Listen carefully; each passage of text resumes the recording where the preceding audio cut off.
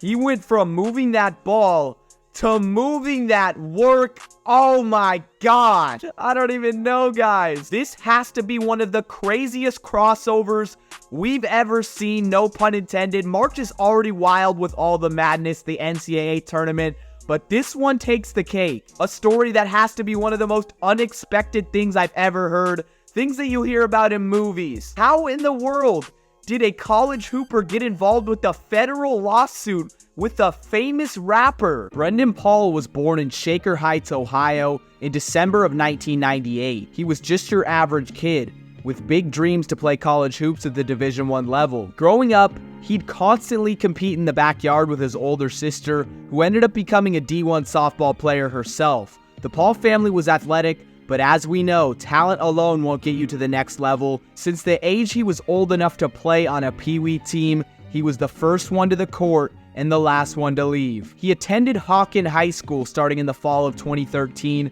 but he didn't break out as a star on the varsity level until his junior season in 2016. In that year, he set the school record for three-pointers with 70, and he helped lead his squad to a conference title under head coach Sean McGregor. In 2017, Brandon went off in his senior year. Again, he made 73s on the season, which is just ridiculous. He averaged over 20 points and dropped a 30-piece against one of his rivals. His team made the playoffs in the Ohio High School District 2 semifinals before getting eliminated in a close one. To conclude the season, Paul was named as an honorable mention to the high school boys All-Ohio team, and he was also chosen to play in the Greater Cleveland All-Star Game. Although Brendan Paul had a great high school career, he was not quite there yet when it came to achieving his goals of playing D1. He was an unranked prospect, so the next best thing he could do was spend a year hooping at a prep school, polishing his game, so somehow he could seize an opportunity as a walk-on at a big school. He decided to attend Brewster Academy in the state of New Hampshire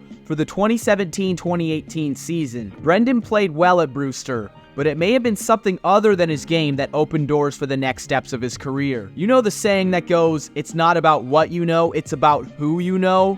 Well, the story of Brendan Paul embodies this. One of his teammates at Brewster happened to be a kid named Buddy Boeheim, the son of Jim Boeheim, the legendary Syracuse basketball coach. There was no question that Buddy was going to play for his dad after he graduated in the next season. And it seemed like he put in a good word for Brendan, because shortly after the season together at Brewster, Brendan Paul announced that he would be a walk-on player for the Syracuse Orange in the 2018-2019 season. Brendan finally reached his goal. He'd be playing major college basketball at a prestigious ACC school. Of course, since he was a walk-on, he wasn't going to be the star of the show. He appeared in garbage time in 9 games during his freshman year, and he didn't even get a single shot attempt. The next season, 2019-2020, he appeared in 7 games. This time he logged 3 points on 1 of 5 shooting and a singular rebound. Brendan Paul had 2 options. He could have stayed at Syracuse for the next 2 years of eligibility and probably not gotten a real chance at hooping,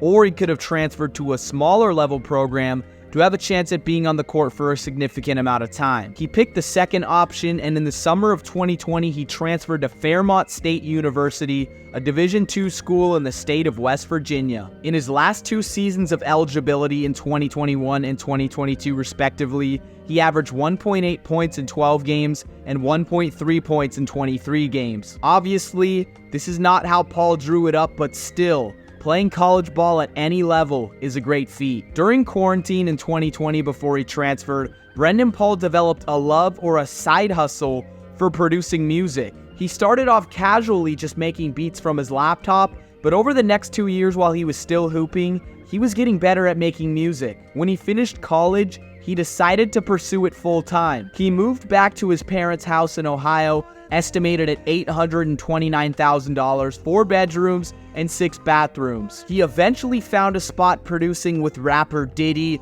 for the Love album that released in September of 2023, a crazy turn of events from him being on the basketball court just 12 months before. The way in which Paul worked his way up to that point is unknown. Here is when we shift gears to talk about the next person in this story. Famous rapper, producer, and entrepreneur P Diddy, also known as Sean Diddy Combs. He doesn't need much introduction. P Diddy has been a developing story in the media landscape over the course of the last 5 months.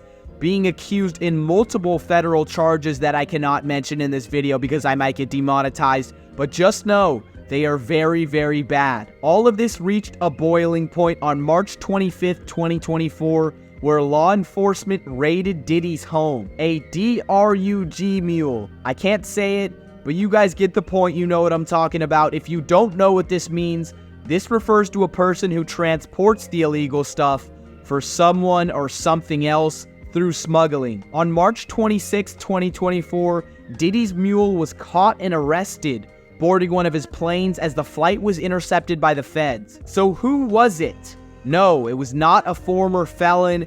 It was none other than former Syracuse basketball player and honor roll student Brendan Paul. The most unlikely guy to be looped in a story this wild. A 25-year-old that lives in his parents' near million-dollar home without a single scratch on his criminal record. This news sent social media into an absolute frenzy.